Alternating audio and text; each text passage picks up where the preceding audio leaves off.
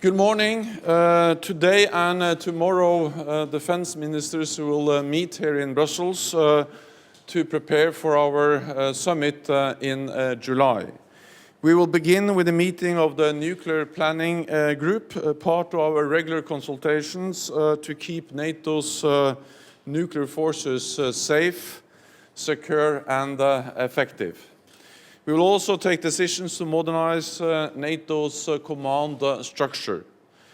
I expect we will agree to establish two new commands, one for the Atlantic and a support command for military mobility within Europe, as well as a new cyber operations center. Later today, we will address defense spending and burden sharing among allies. To keep our nations safe, we need more defense spending, investment in key capabilities, and forces for NATO missions and operations. In other words, more cash, capabilities, and contributions. Last year, allies decided to report annually on how they intend to deliver all three. And today we will review how far we have come. The reports confirm that we have made substantial progress, but we still have a lot of work to do. Tonight we will meet with High Representative Vice President Federica Mogherini, as well as our colleagues from Sweden and Finland. Together we will discuss EU's efforts on defense and NATO-EU cooperation. Done in the right way, these efforts can make a contribution to fairer burden sharing between Europe and North America.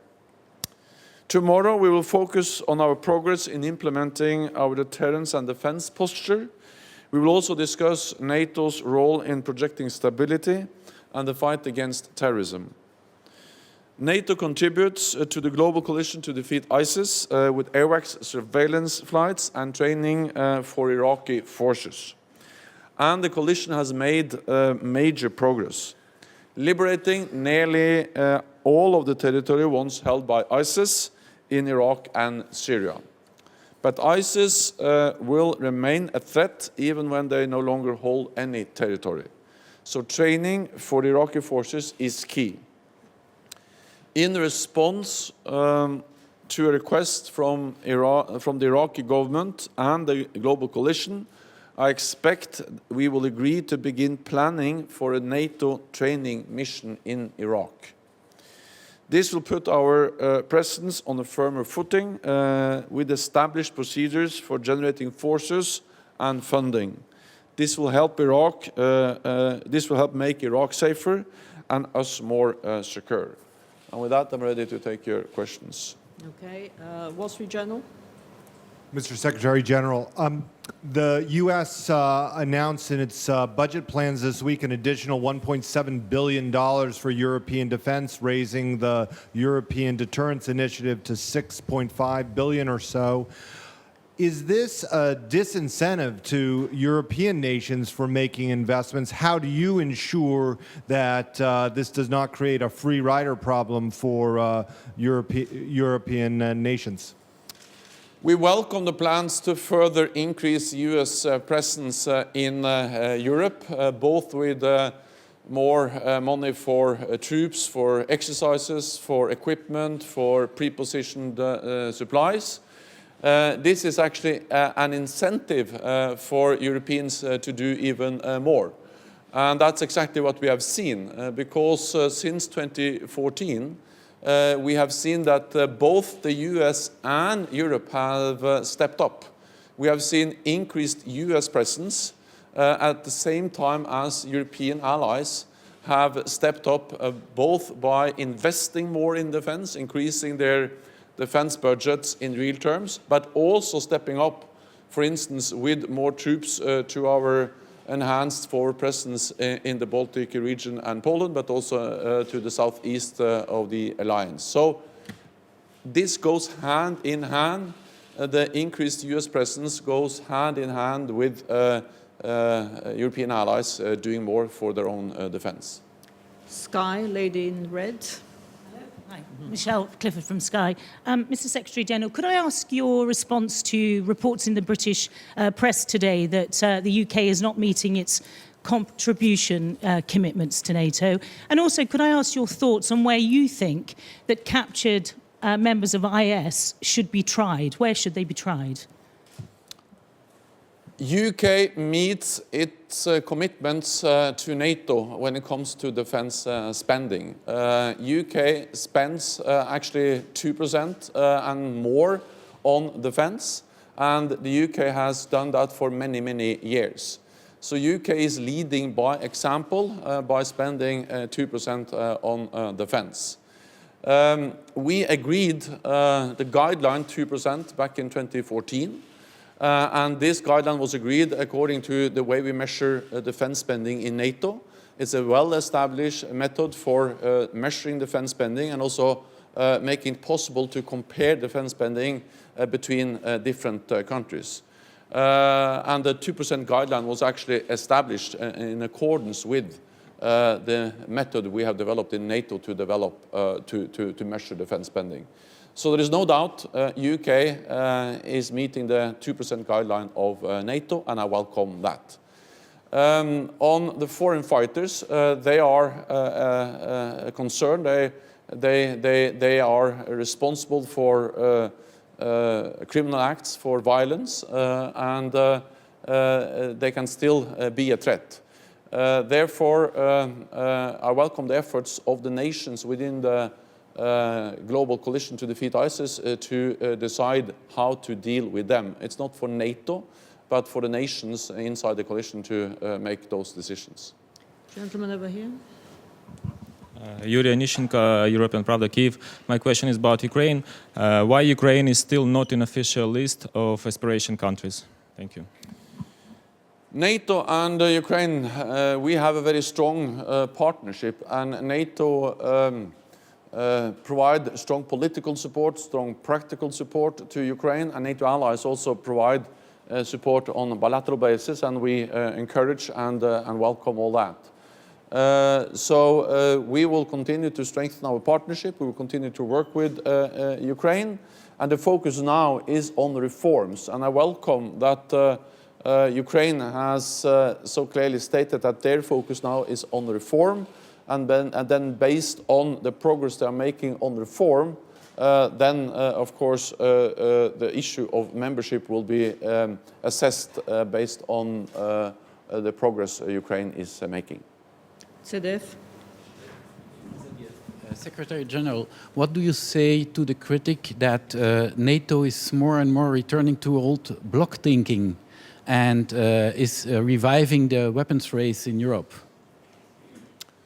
NATO is a defensive alliance. What we do is proportionate and measured, and for many, many years after the end of the Cold War, NATO allies reduced defense spending, reduced their military capabilities, and we tried to establish a partnership with Russia.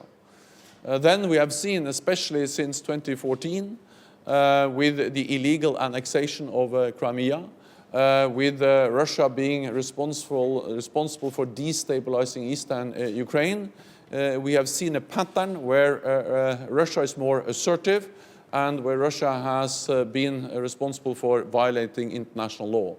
We are responding in a defensive, proportionate way with some more military presence in the eastern part of the alliance. Germany is part of that, leading one of the battle groups in Lithuania. But at the same time, we strive for a better relationship with Russia. We don't want a new Cold War. We don't want a new arms race. And therefore, we have what we call the dual-track approach to Russia, defense and dialogue. We have to be firm. We have to be predictable. But at the same time, we will work for a better relationship and for dialogue with Russia. Gentleman over here. Zanashino Ruda Media Network. Secretary General, you know there is a fighting in north of Syria, and Turkey as a key member in NATO, would you discuss about the current situation today in your meetings with the Defense Minister of Turkey, maybe with the Defense Minister of USA and other member states? Another question about the training and your cooperation with the Iraqi forces. Would you concern and focus on the Iraqi forces in south and middle of Iraq or in the Kurdish region also, KRG? Thank you. We will discuss NATO's role in the fight against terrorism, and NATO is contributing to the fight against terrorism in many different ways. We are present in Afghanistan to fight terrorism, and we are a member of the global coalition to defeat ISIS. We support the coalition by our AWACS surveillance planes and also with some training in Iraq. And all NATO allies participate in different ways in the coalition. But NATO is not present on the ground in northern Syria. Turkey has some legitimate security concerns. No other NATO ally has suffered more terrorist attacks than Turkey, but we expect Turkey to respond in a proportionate and measured way. There are contacts between the United States and Turkey addressing the challenges we see in northern Syria. But as I said, NATO is not present on the ground, but Turkey has briefed NATO allies on their operational olive branch, and I expect Turkey to continue to brief NATO allies on the operation in northern Syria. When it comes to training in Iraq, well, we have some training activities there now, but we are starting, or I'll expect defense ministers to agree to start planning for a training mission which will provide a better footing for more training and enable us to do more training if we so decide.